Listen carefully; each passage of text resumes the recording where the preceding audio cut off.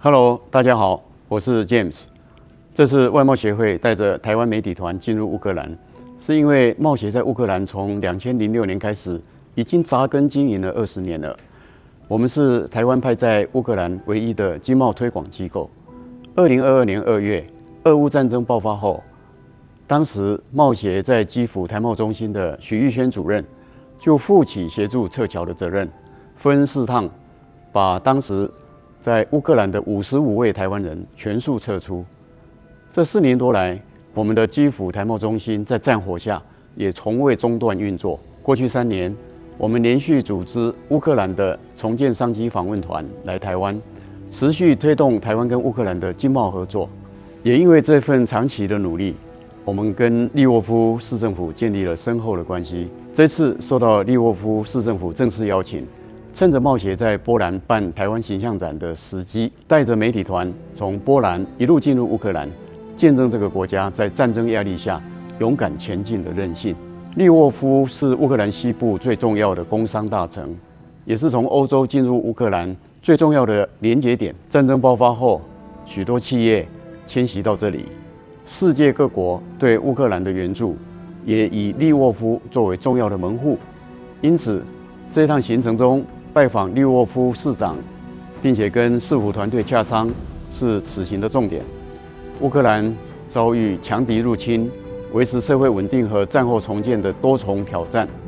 这是我们想看的，不只是战争留下什么，而是一个国家如何在压力之下继续往前走。进入乌克兰后，沿途的道路与基础建设明显和欧洲其他地区有落差，而且随时要面对停电与空袭的威胁。但是利沃夫这座城市仍然照常运作，交通号志、学校、市民的生活仍然努力维持正常。这种承受战争，同时让城市继续前进的能力，就是我们在乌克兰看到的韧性。萨多维市长亲自在市府为我们做简报，他是一位很有魅力、深受爱戴的市长。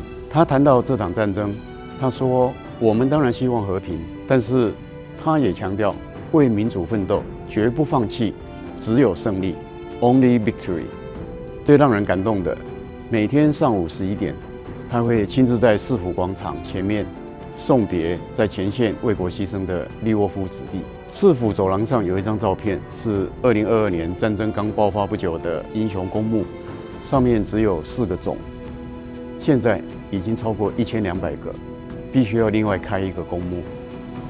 这座城市表面上一切正常，但许许多多的市民在前线作战，战争其实从来不曾远离。在 Unbroken 医疗院区，我们看到许多伤患接受治疗、复健，重新学习站立与生活。由台湾援助新建的台湾友谊大楼，预计每年可以服务约17000名的病患。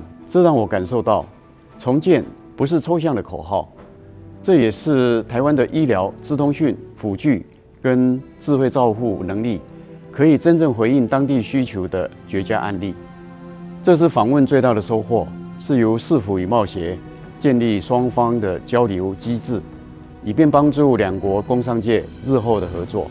在充满收获的乌克兰行程结束后，我们才刚离开乌克兰1个多小时，手机里的空袭警报就响起来了。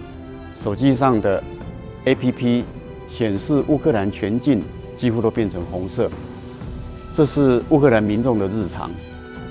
我又想起 Unbroken 这个字，中文就是打不倒的意思。这就是乌克兰让人敬佩的精神。战争逼出了这个国家最大的潜能，生于忧患，死于安乐。乌克兰是最好的注解，值得我们台湾深思。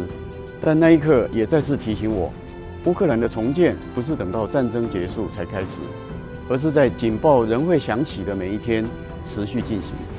贸协的责任就是现在就要打好基础，从医疗、物流到科技产业，台湾能做的不只是提供产品，更能成为共同重建的未来伙伴。Taiwan can help. James on Air， 我们下期见。